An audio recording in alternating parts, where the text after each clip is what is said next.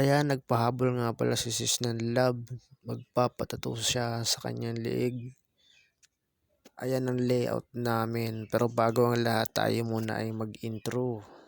Intro muna tayo.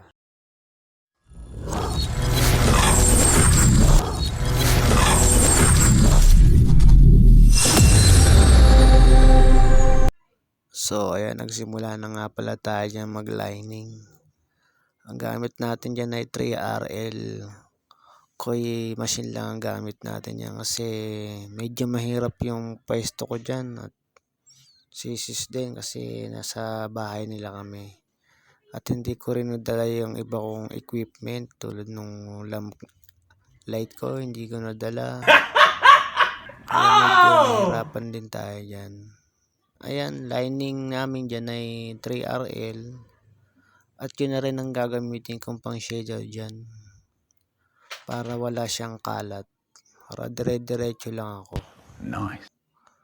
Ang tattoo niya dyan ay love Japanese letter. Sa kanyang body sa kanilang tatlong anak. Kaya dyan niya naisipang ilagay sa leeg. Para hindi raw siya kalimot sa pagmamahal niya sa kanyang body. Ayan, napaka-TV nga dyan na sis, no? Nanonood lang siya ng YouTube sa kanyang cellphone, parang baliwala yung sakit. Yung iba kasi nagpapatato sa akin yan sa leeg. Sakit na sakit, gumagamit pa kami ng ointment. Pero sa kanya, normal na normal lang. Tibay. Balat kalabaw yata tong sis na to. Joke lang. Ayan, ang cameraman pala namin dyan, yung kanyang body, si Bro X-Men ng GIUFCI Martial Alliance, member ni Chairman Gemini. Yan, medyo malikot lang ang pagkuha niya ni Bro kasi medyo na-excite sa kanyang tattoo mamaya. Meron din kasing tattoo siya, yung i-cover up namin. Kaya medyo excited siya sa kanyang tattoo. Abangan niya na lang yung tattoo ko mamaya sa kanya. At yung anong kalalabasan nitong tattoo na to. Bago ang lahat, sound check tayo. At medyo mahaba-haba pa ito video na to.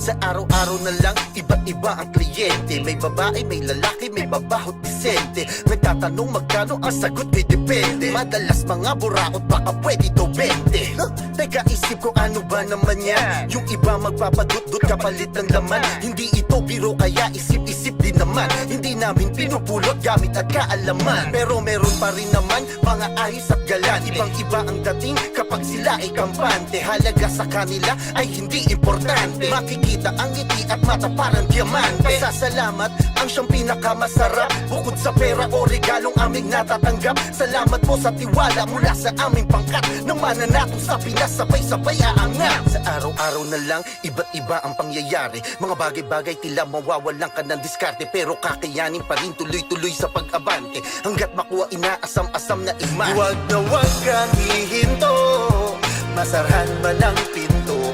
Sa ating industriyang punong-puno ng kulay, nakadalasan ay bigo. Basta tuloy-tuloy ka lang, ano bang iniindahan? Ikaw ang magdidikta at pipili ng tinta. Ano bang sabihin nila sa sarili mong pinta?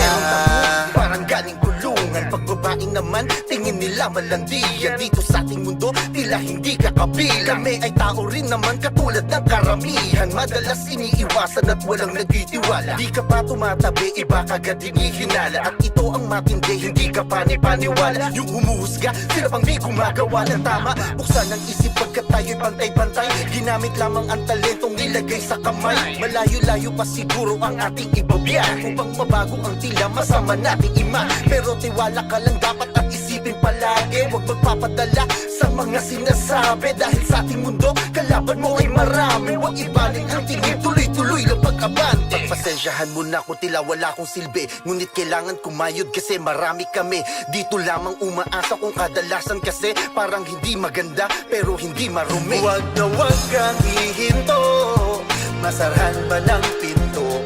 Sa ating industriyang punong-puno ng kulay na kadalasan ay bigo.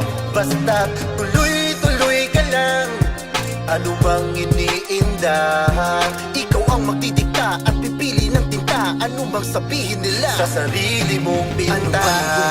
Ano man ang dumaan, sino man ang dumating, tuloy-tuloy pa rin kahit may dinadaing. Ano man ang dumaan, sino man ang dumating, tuloy-tuloy pa rin kahit may dinadaing. Kahit tapak-tapakan, dire-diretso ka lang, walang nagiging magaling sa nag-uumpisa pa lang. Kaya hindi ito hadlang sa bawat pagpupursige, walang tatanggihan, dapat sige lang ng sige. Dahil ikaw ang aani at ipakita sa lahat, baguhin ang tingin sa merong mga pinta ang balat. Magtiwala, tiyak na makukuha mo ng kusa at patingala habang paa ay nasa lupa. Wala sa banayan, nasa India ng gawa, hindi ka aasenso kung aasa lang sa himala.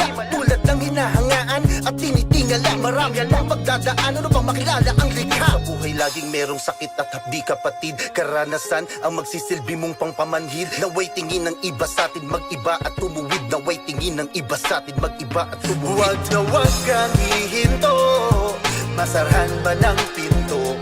Sa ating industriyang punong-puno ng kulay na kadalasan ay bigo. Basta tuloy-tuloy ka lang, ano mang iniindahan. Ikaw ang magdidikta at pipili ng tinta, ano mang sabihin nila sa sarili mong pinta. Sarili mong pinta, sarili mong pinta. Ayan, binilisan na nga natin dyan ang ating paglining sa tattoo ni sis at diretso kulay na tayo sa baba. Paakyat yung ginagawa natin. Sa mga hindi pa nga po pala nakasubscribe sa aking YouTube channel, pasubscribe naman po at pakapindot na rin po ng notification bell para po lahat ng mga bagong upload kong video ay mapanood nyo. At pa-like na rin po at mag-comment na rin po kayo sa comment section. Ayan na nga pala yung finish ng tattoo namin ni sis. Yung love ng meaning ng Japanese letter niya.